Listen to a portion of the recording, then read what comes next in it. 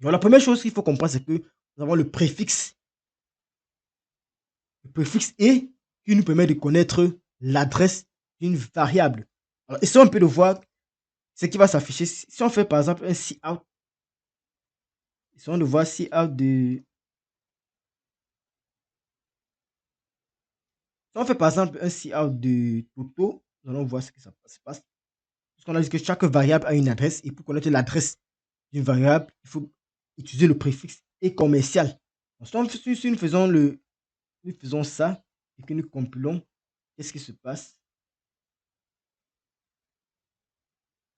Vous voyez très bien que on a l'affichage de l'adresse. Vous voyez que voilà l'adresse de notre variable qui est affichée. Donc, si nous partons à cette adresse-ci, donc, dans la mémoire de notre ordinateur, voilà l'adresse où l'emplacement a été créé à l'adresse I. Donc, si on part à l'adresse I, on va voir le résultat de notre. En fait, pas qu'on va voir le résultat, on va voir le contenu que possède notre variable en fait. Donc, tous les éléments se sont stockés à l'adresse. Alors maintenant, revenons avec un autre préfixe, le préfixe étoile. Lorsqu'on va faire les tableaux, on va sur le préfixe étoile. Donc, à quoi sert donc le préfixe étoile d'une variable? Alors, le préfixe étoile va tout simplement permettre de suivre une adresse contenue dans une variable. Lorsqu'on a une adresse qui est contenue dans une variable, le adresse va nous permettre donc de suivre cela et d'accéder en fait au contenu stocké dans cette variable-là. Donc, l'étoile permet d'accéder à une variable, premièrement. En fait, permet de suivre tout d'abord la variable et d'accéder ici à son contenu. Ce qui nous en renvoie là maintenant à ce qu'on appelle la notion de pointeur. C'est quoi dans un pointeur? Lorsqu'on parle de pointeur, le pointeur sera le suffixe d'un type. On aura l'étoile comme suffixe d'un type. Alors, prenons un cas simple avant d'arriver au pointeur. J'ai dit tantôt que lorsqu'on a le préfixe étoile d'une variable, cela va permettre de suivre une variable contenue dans une autre variable et d'accéder au contenu stocké dans cette variable-là. Alors, si par exemple, nous avons par exemple Toto, par exemple, et dans ce cas-ci, c'est un exemple palpable, puisque dans Toto, on aura une autre variable. Puisqu'un tableau, en programmation, un tableau est un pointeur vers son premier élément. Donc, si je fais étoile, Toto, vous allez voir, ça va me donner un résultat parce que un tableau est un pointeur vers son premier élément. Mais sur d'autres variables, ça ne va pas fonctionner. Si je viens par exemple prendre la variable taille, la variable taille, la seule expression que je peux utiliser, c'est pour voir et. Je peux juste utiliser un et commercial pour voir l'adresse de la taille. Mais je ne peux pas faire étoile de taille parce que étoile de taille ne va rien me renvoyer puisque taille ne contient pas, par exemple, une adresse en fait. Donc, pour utiliser étoile sur une variable, il faut que cette variable-là soit, je dis comment, il faut que cette variable-là contienne une autre adresse en fait. Donc, un exemple palpable, ça veut dire quoi? Si je veux utiliser étoile, il faut que par exemple, il y ait déclaré par exemple Toto, c'est une adresse. Alors, et Toto contient une autre adresse, donc il peut faire donc étoile Toto. Donc, essayons de faire plutôt cout étoile Toto.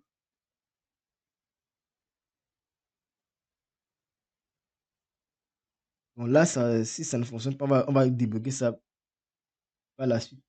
Bon, c'est censé être fonctionner sans difficulté. Vous voyez que, qu'est-ce que je vous ai dit? Je vous ai dit tout à l'heure que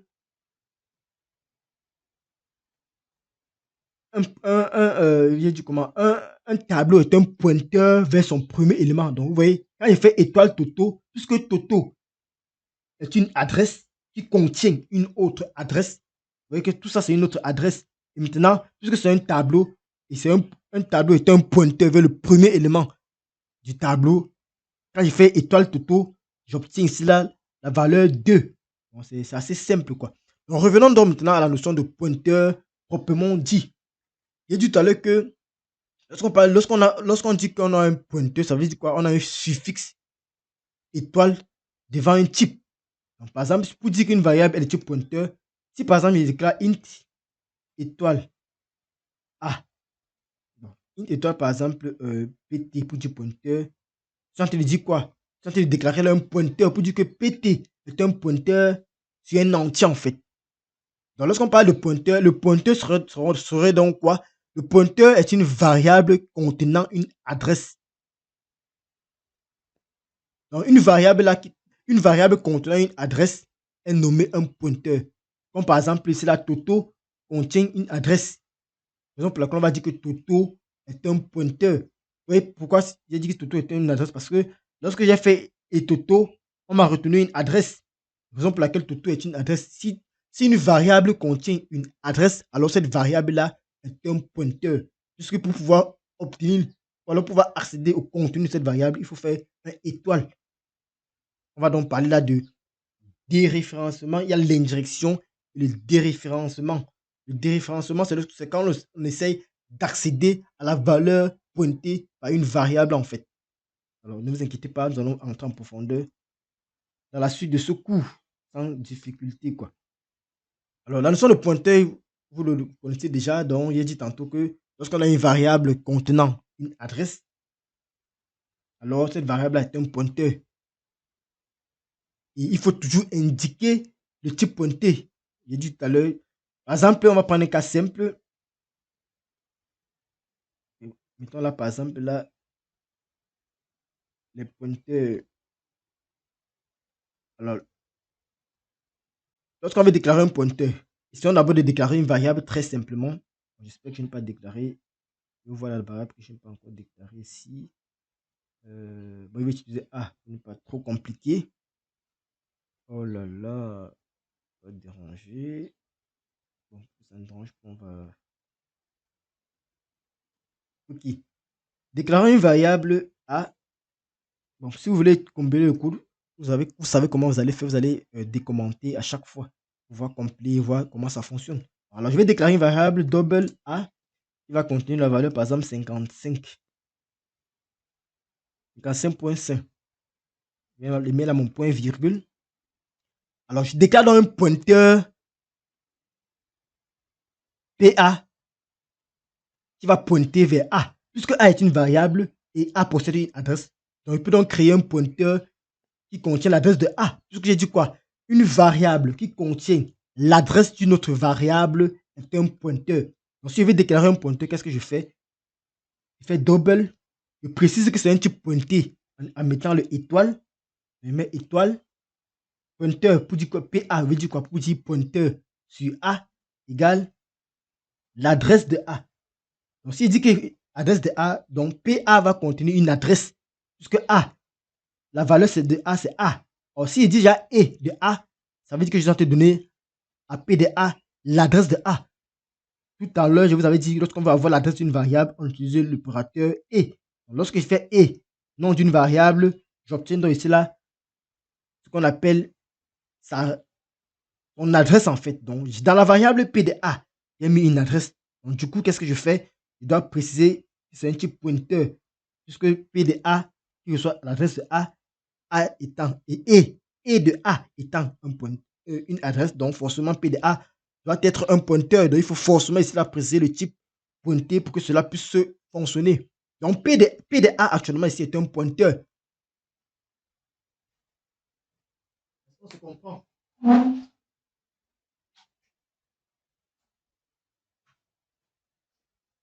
Alors, puisque P de A est un pointeur, qu'est-ce qu'on peut donc faire? On peut également faire encore un double.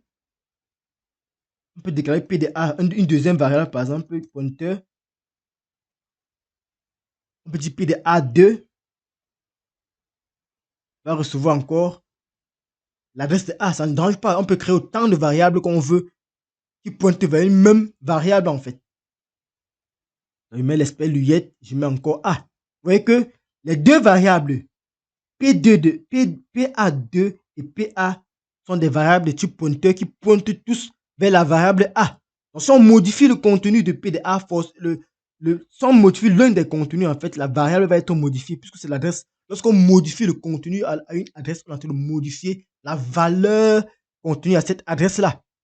Alors maintenant, on va également essayer une autre chose. Donc, vous voyez que, en fait, une autre chose, c'est que la position du pointeur n'influence pas. Je peux mettre le pointeur sur le double alors il peut mettre également le pointeur plutôt à côté de PDA. Il n'y a pas de différence. Il peut également encore faire... ouais, c'est mieux de copier pour ne pas gagner en temps. Il peut également faire double PD 3. Je mets plutôt maintenant l'espace au milieu pour vous montrer qu'il n'y a pas de différence en fait. Donc, toutes ces trois expressions, ce sont les mêmes. Que vous mettez l'étoile collée au type, que vous mettez l'étoile collée au nom de la variable, que vous mettez l'étoile avec les espaces. C'est la même chose. C'est possible et ça fonctionne. Alors maintenant, comment on va donc faire pour récupérer le contenu de A? Donc A, par exemple, c'est 55,55. Et on a déclaré, par exemple, un pointeur vers A qui contient l'adresse de A. Maintenant, je veux passer par P de A pour avoir le contenu de A. Qu'est-ce que je fais? Je fais ce qu'on appelle le déréférencement. Donc, pour le faire, qu'est-ce qu'on fait? Par exemple, je vais déclarer ma variable double B qui va recevoir, par exemple, étoile PA plus, par exemple, 1. Donc, lorsque je fais étoile PA, ça veut dire quoi? Je suis en train de récupérer le contenu de A, de la variable pointée par A, puisque A, P de A était une adresse et A était un pointeur. Alors, lorsqu'il fait étoile de P de A, je suis en train d'accéder à la valeur pointée par P de A qui était quoi? Qui est 55. Donc, l'étoile permet de faire de la déréférence en fait. Donc, ça permet d'accéder au contenu de la valeur pointée par P de A. Donc, je redonne 55,5 plus 1 va donner un résultat. Il peut donc afficher B. Bon, est-ce que j'ai utilisé la variable B quelque part? Donc, on peut donc essayer d'afficher la variable. On peut donc essayer d'afficher B.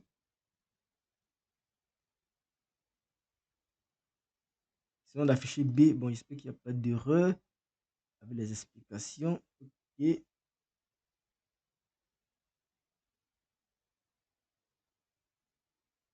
Vous voyez que le résultat est correct. Bon, là, je n'ai pas mis de line. Du coup, ça se colle. Donc, je vais juste copier ça. Pour que vous puissiez bien voir. On va mettre ça où? On va mettre ça ici. Ok. Sinon, si on recompile, vous allez très bien voir comment ce qui se passe. Donc, ça fait quoi? Ça fait 56,5. Et c'est normal. Pourquoi? A était égal à 55,5. Et on a ajouté. On a fait P de B reçoit étoile P de A. P de A, c'est quoi? C'est un pointeur qui contient l'adresse d'une référence. Qui contient une référence. Donc, lorsqu'on va faire étoile, ça va prendre la valeur de A. Et ça va mettre ça dans PDA. Étoile PDA plus 1, ça va faire 56,5. Nous avons accédé ici là à la valeur d'une variable pointée. Jusqu'ici là, je pense que c'est clair en ce qui concerne les pointeurs. Alors maintenant, essayons de voir maintenant le vrai visage des pointeurs. Donc je vais vous expliquer là, c'est quoi une référence. La référence, c'est quoi? C'est l'adresse d'une variable. La déréférence, c'est quoi? C'est quand on essaie d'accéder au contenu d'une variable pointée. Donc, lorsqu'on a fait étoile, lorsqu'on a déclaré double étoile P de A égale adresse de A, on a déclaré PA comme un pointeur. Et pour pouvoir accéder maintenant à la valeur d'un pointeur, on fait la déréférence. Donc, étoile PA permet d'accéder à la valeur sur laquelle pointe PA. Donc, le contenu en fait, de cette variable en fait. Donc, on a fait on a montré les références, on a montré les pointeurs. Maintenant, nous allons voir maintenant le visage caché des tableaux qui sont hérités du C. Alors, à l'entame, je vous avais dit ceci, que la déclaration d'un CR dans les tableaux hérités de C n'est en fait qu'un pointeur. Et j'ai dit tout à l'heure quoi, qu'un tableau, c'est un pointeur vers son premier élément. Si vous vous rappelez, un tableau, c'est un pointeur vers son premier élément. J'ai pris l'exemple ici avec Toto, avec lequel on avait défini 2, 5, 7, 17. Et lorsque j'ai fait, par exemple, j'ai essayé d'afficher Toto, vous avez vu très bien que ça m'a affiché quoi? ça m'a affiché l'adresse. Maintenant, lorsque j'ai fait étoile Toto, ça m'a affiché la première valeur de Toto en faisant le étoile. Lorsqu'il dérifait, ça veut dire que, en effet, Toto n'était qu'un pointeur en fait. Toto est un pointeur. Puisqu'il contient l'adresse de son premier élément. Lorsqu'il fait étoile, le premier élément étant 2. Lorsqu'il fait étoile Toto, ça m'affiche tout simplement 2. Pour montrer que un tableau est en réalité un pointeur.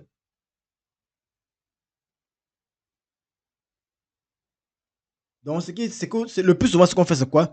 Il sera plus pratique ici, là, d'indiquer le type de données du tableau et où les trouver. Donc, le pointeur sera très facile pour nous permettre de faire quoi? D'indiquer le type de données, premièrement, du tableau et où trouver donc les éléments de ce tableau-là. Donc, à retenir comme une dictée, un tableau est donc ici là un pointeur sur le premier élément du tableau. Et on a montré des exemples. On peut encore faire plein d'autres exemples pour que vous puissiez bien comprendre. Alors là, par exemple, un autre exemple.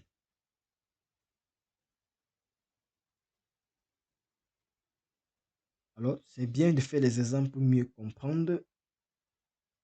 Alors, qu'est-ce qu'on peut faire par exemple?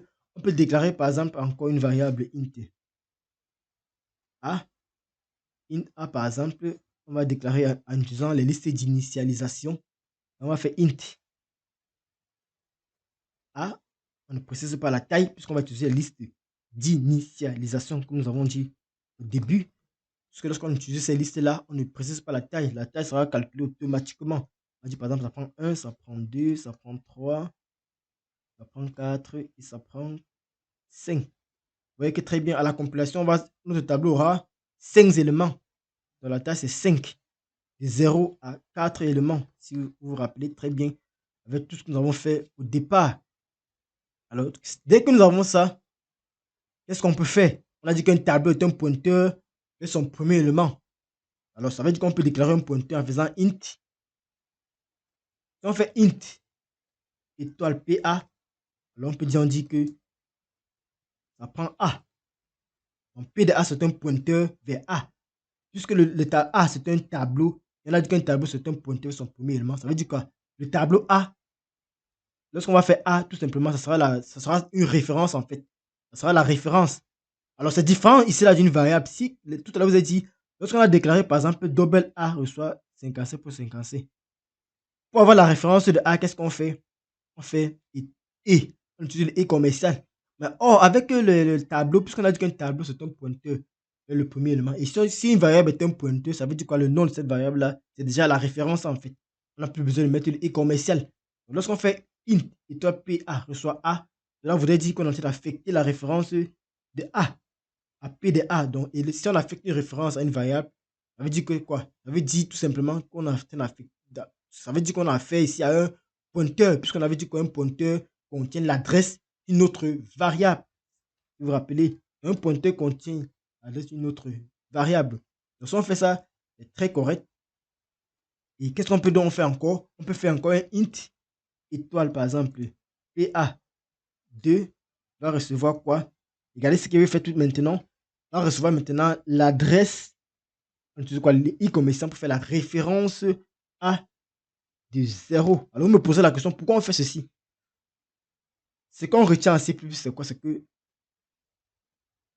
un pointeur, alors un tableau est un pointeur vers son premier élément.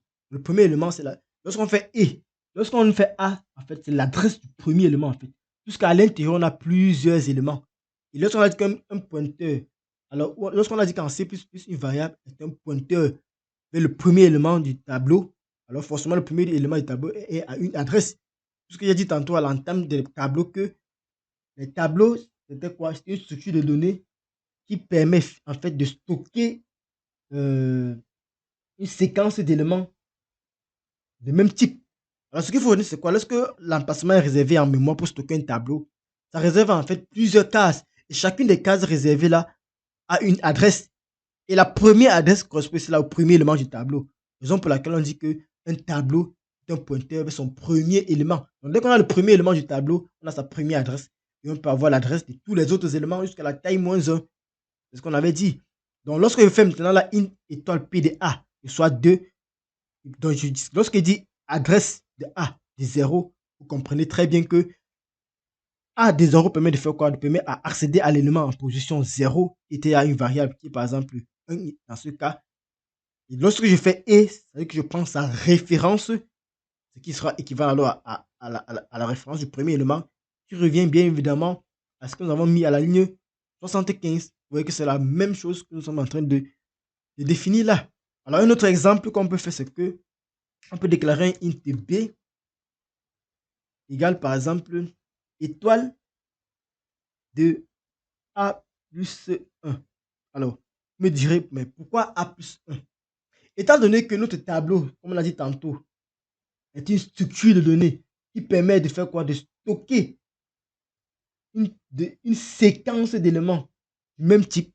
Alors, cette séquence d'éléments-là est réservée en mémoire de manière contiguë. En fait, les éléments sont insérés de manière contiguë. Donc, si on déclare un tableau de 100 éléments, c'est que la machine fait ce quoi? Elle part dans la RAM et essaie de réserver 100 cases successives en fait, autant pour moi. Donc, on aura 100 cases qui sont réservées, donc de 0 par exemple jusqu'à 99.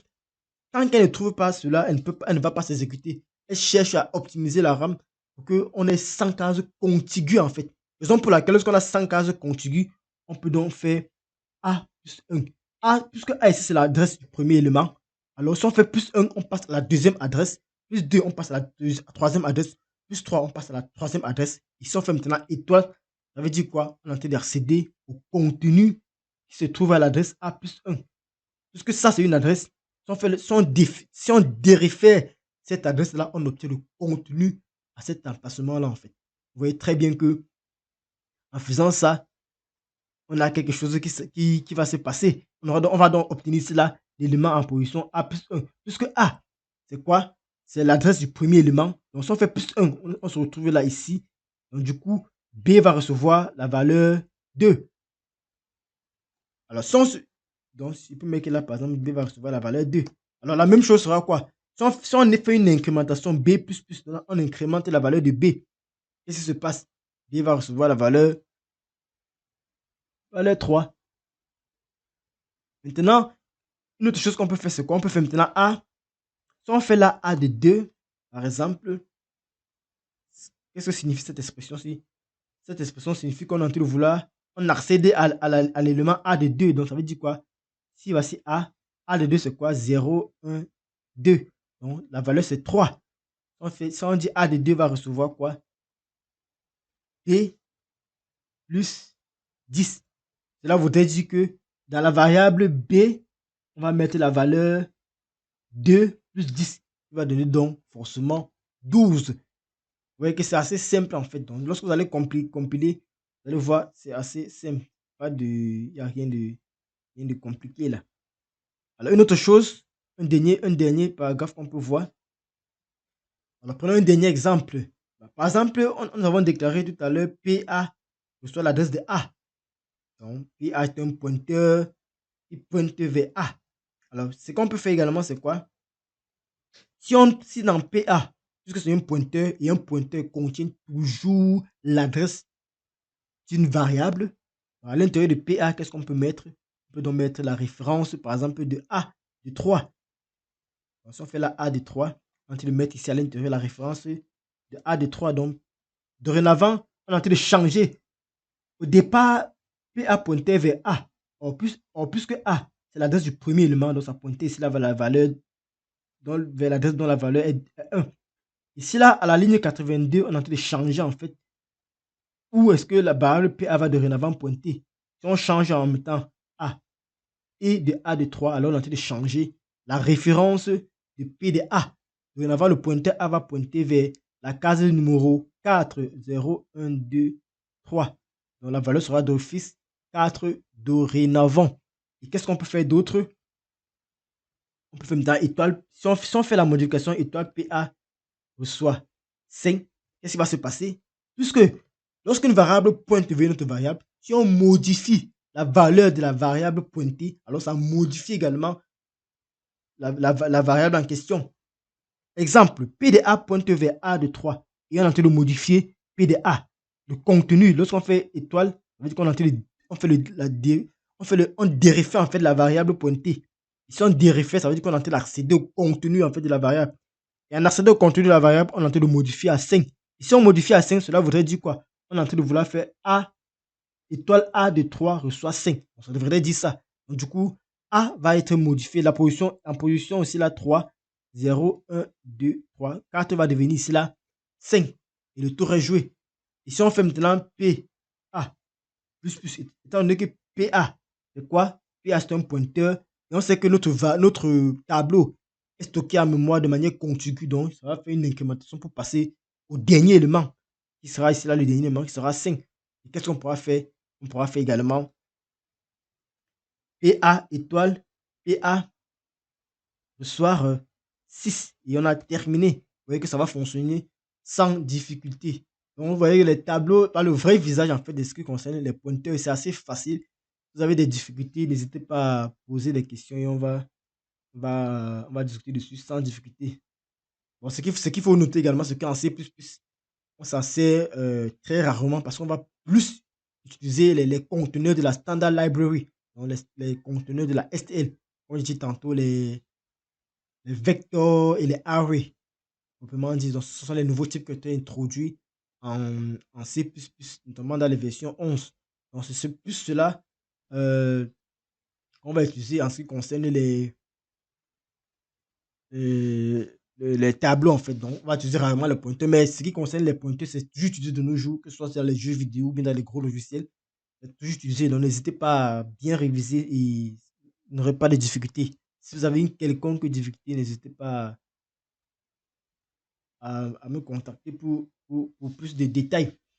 Alors, un autre élément qu'on peut voir lorsqu'on parle de pointeurs, c'est les pointeurs des pointeurs. Alors, c'est quoi un pointeur de pointeur? Voyons un exemple simple. Nous avons dit quoi? Un pointeur, c'est une adresse qui contient une autre adresse. Alors, qui contient l'adresse d'une variable. Alors, lorsqu'on parle de pointeur, en C++, on peut créer un pointeur de pointeur, c'est-à-dire qu'on va créer une variable, par exemple. On va prendre un exemple. On va se mettre là. Pointeur des pointeurs. Alors,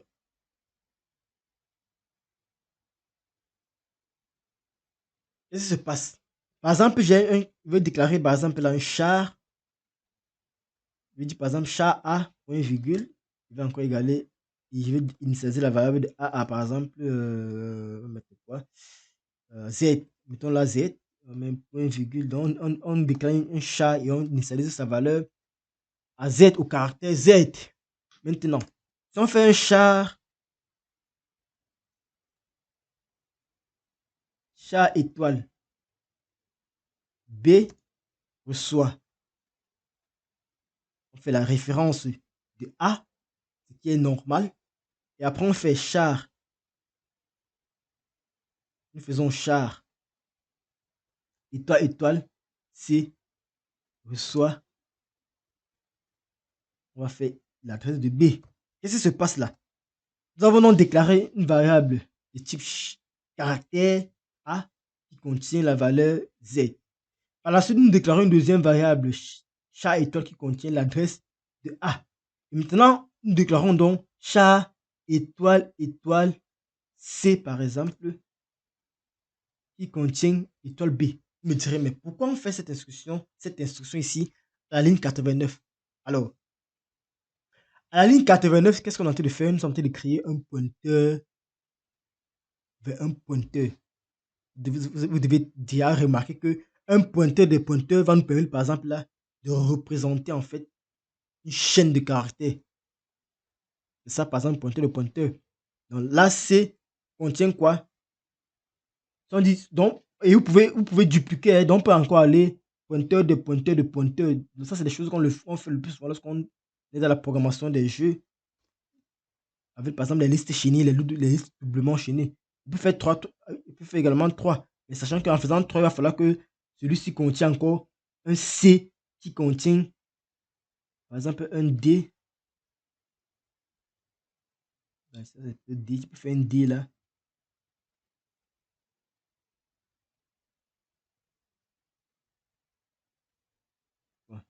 Attendez, je vous explique d'abord ceci. Donc là, j'ai fait un pointeur de pointeur. Regardez, A est une variable de type caractère qui contient la valeur Z. Alors B, puisque B contient la référence de A, alors B est un pointeur. Alors C, elle va contenir quoi? La référence de B. Or, B contient une référence elle également. Et la référence contient donc elle contient également une référence de A. Donc du coup, C ne peut plus être un pointeur simple. Ça doit être un pointeur de pointeur. Puisqu'elle contient puisque C contient une référence de B et B contient une référence de A. Donc on peut faire ça autant de fois possible. Donc on peut avoir 3 étoiles, 4 étoiles, 5 étoiles. Donc à chaque fois, on va savoir que si nous avons 2 étoiles, ça veut dire quoi? On a 2 références à l'intérieur. Si nous avons 3, nous avons 3 références à l'intérieur et ainsi de suite. Et ce qui nous pousse à faire quoi? À faire ce qu'on appelle les pointeurs universels. Alors, lorsqu'on parle de pointeur universel, il y a une chose qui nous revient forcément à la tête. C'est la notion de void. Alors, nous allons voir la notion de void le plus souvent lorsqu'on va parler, il y a des fonctions. Le plus souvent, on a les void dans certains langages qui permettent de définir des fonctions qui n'ont pas de type de retour. Alors maintenant, en langage C++, lorsqu'on parle de pointeur universel, on voit le void qui est un type fondamental particulier. Type, c'est un type particulier. Si vous regardez très bien cela, alors vous allez voir ici, voilà, ce n'est pas défini. On va voir ça par la suite. Donc, il est possible donc de créer un void pointer. Un void pointer, il va pouvoir faire quoi? Il va pouvoir stocker une adresse de type quelconque. Donc, on ne connaît pas l'adresse. On va juste déclarer un type void qui va contenir une adresse universelle. C'est ce qu'on appelle une adresse quelconque. Qui n'a aucune, en fait, qui a aucune indirection possible. Donc ça, ce sont des notions théoriques qu'il faut également comprendre lorsqu'on parle de pointeur. Une autre notion, c'est le pointeur nul. Lorsque vous voulez, par exemple, initialiser une variable avec le pointeur nul, vous allez utiliser le mot-clé nul. Donc, par exemple, je vais déclarer un pointeur nul. Donc, si, par exemple, char B est un pointeur nul, je peux dire, par exemple, là, pointeur, pointeur nul,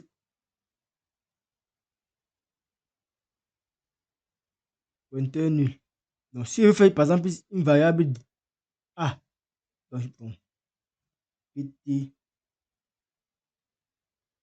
je vais le déclarer avec un nom que vous comprenez. Donc, si je veux déclarer par exemple ce pointeur comme étant nul, je vais juste là, je vais juste mettre là nul, nul pointeur. Ça s'écrit comme ça, c'est un mot-clé nul pointeur. Vous voyez, mon éditeur trouve directement, puisque ça existe en fait. Donc, si on veut déclarer une variable et qu'on ne connaît pas encore le type, en fait, on ne connaît pas encore le contenu en fait du pointeur, on va utiliser le mot-clé nul pointeur.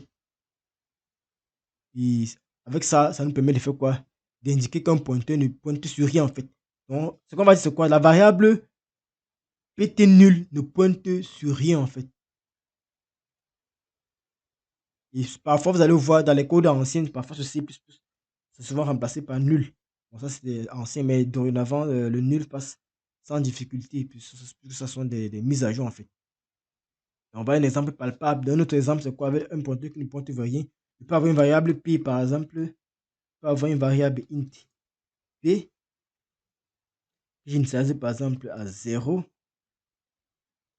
Et par la suite, je peux faire une vérification en fait. Je dis par exemple, si ma variable est nulle, ça veut dire quoi? L'utilisateur n'a pas interagi avec ma variable. Donc du coup, il faut que je vérifie. Si la variable n'a pas été initialisée durant le code, forcément, elle ne pointe vers rien. Donc je peux faire une vérification tout simplement là. Je vérifie si la variable p égale à... Bon, considérons que c'est un pointeur. J'ai fait une étoile ou soit 0. Donc je regarde si p égale nul. Bon, c'est bien d'espacer pour faire une bonne lecture. Égale à nul petit pointeur. Alors qu'est-ce que je fais? Je peux donc afficher là.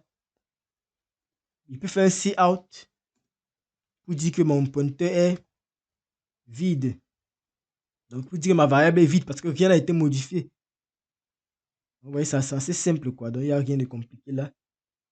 Si vous compilez, ça va fonctionner normalement. Bon, là actuellement, puisque j'ai utilisé les variables au même moment, je pense que lorsque vous allez réviser le code, vous pourrez commenter à chaque fois pour pouvoir exécuter les codes suivants. Donc, c'est pas compliqué. Donc, si vous avez des questions, que ce soit, quelques questions que ce soit, n'hésitez pas à poser dans le cours, ou bien dans les commentaires en fait. Alors, une autre notion, l'une des notions qu'on voit également lorsqu'on parle de pointeurs, c'est les constantes.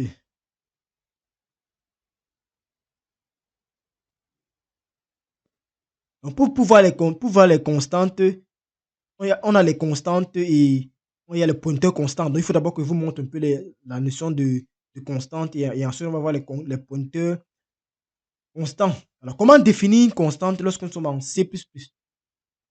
Alors, je vais prendre un cas simple, hein.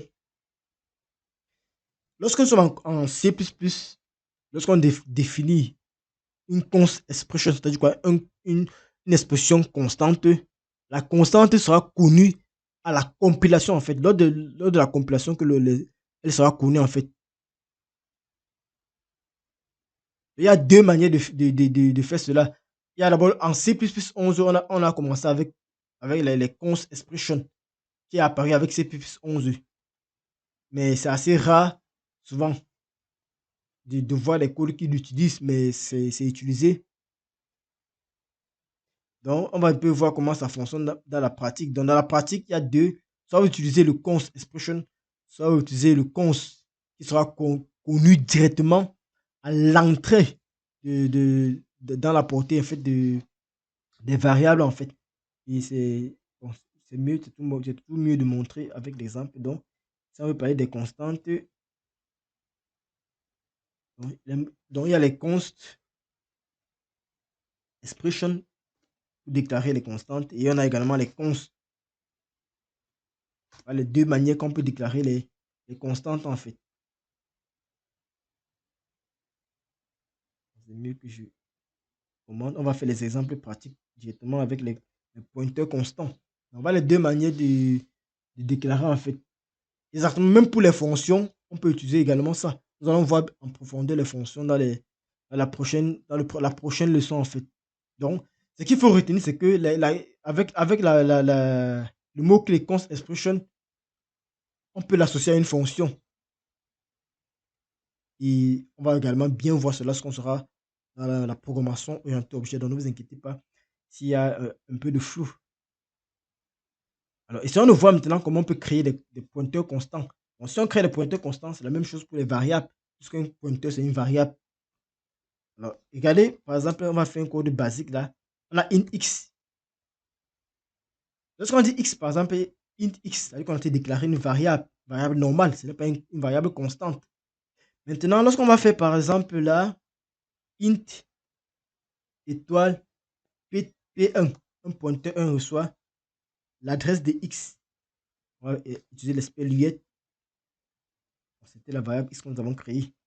Qu'est-ce que nous sommes en train de créer? Nous sommes en train de créer P1 est un pointeur vers l'entier x. Donc, si on fait étoile P1, on obtient le contenu de x.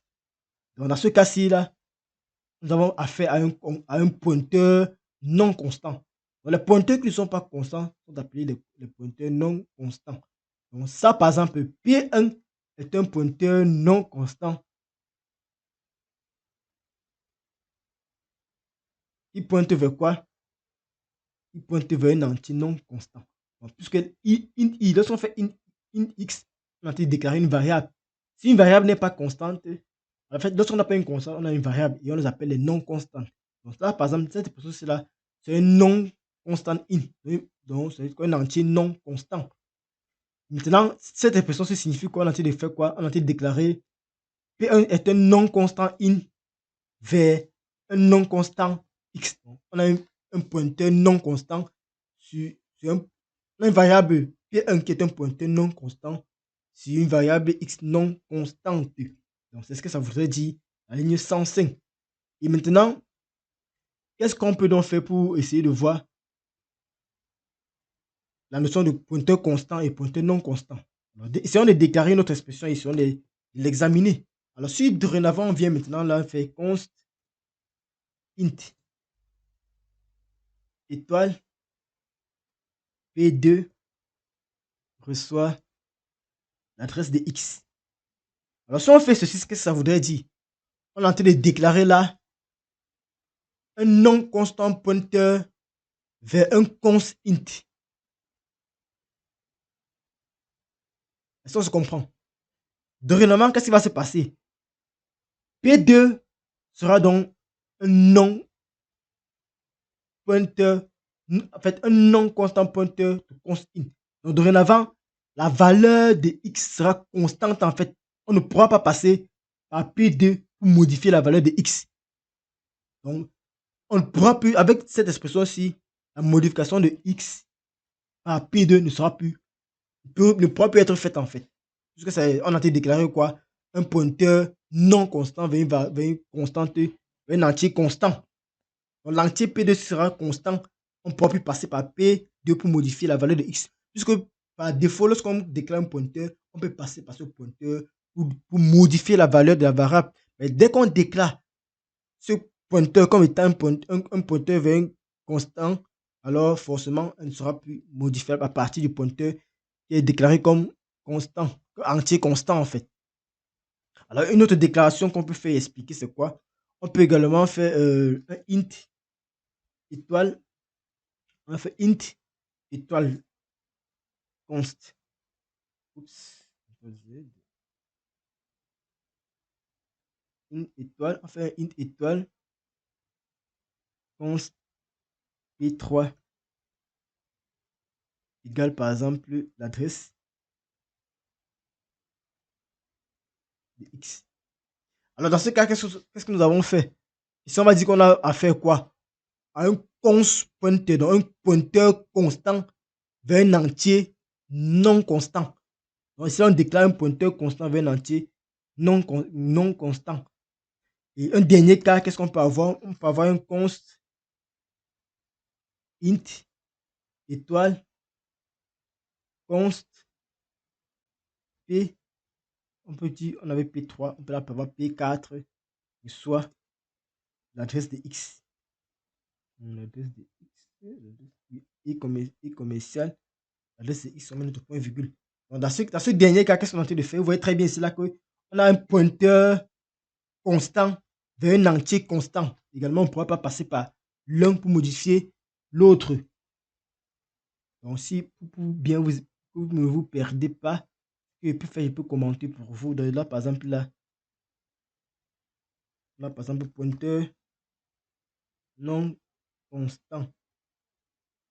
Non constant. Donc, on peut dire non constant pour dire non constant, puisqu'on sait que c'est des constants. C'est une constante, en fait. Donc, pointeur non constant. J'espère que vous comprenez. Vers un entier non constant. Donc, s'il n'y a pas de problème, on peut passer par P1 pour modifier X. Si on peut modifier X, si on fait étoile X, on peut modifier. Si on fait P, étoile P1 égale, on va modifier également X. Donc, il n'y a pas de problème ici. Si on fait également, ici là, par exemple, ici on a quoi? Nous avons un pointeur également non constant vers un entier constant. Donc, on a là pointeur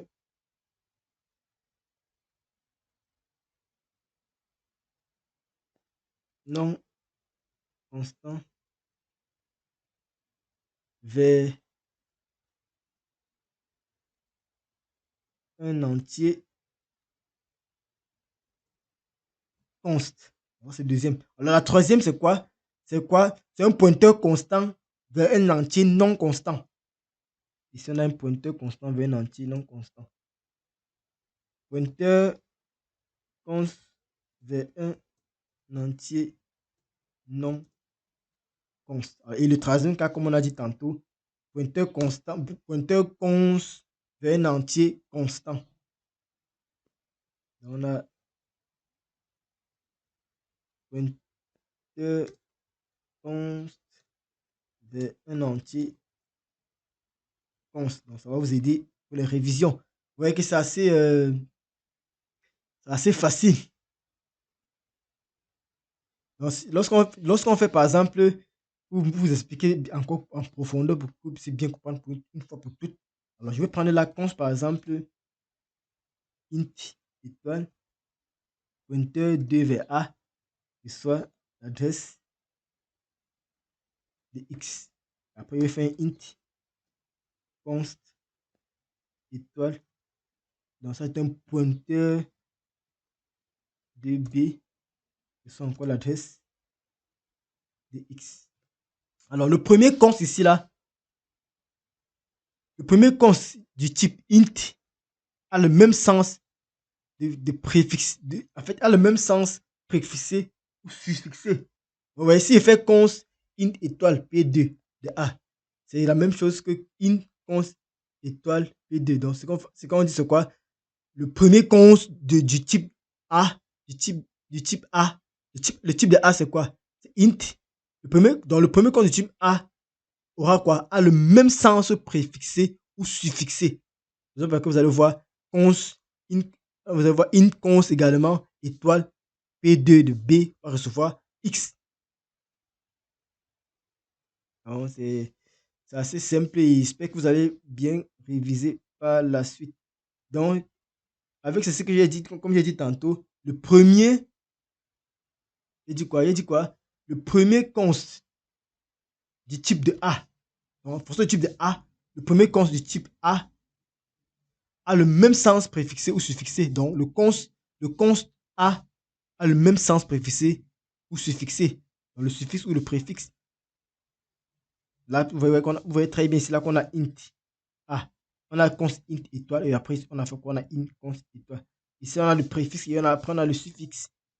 Donc, c'était tout ici en ce qui concerne les tableaux et les pointeurs en C++. N'hésitez pas ici à commenter, à liker cette vidéo et à partager si ça vous a plu. Et retrouvons-nous dans la prochaine vidéo.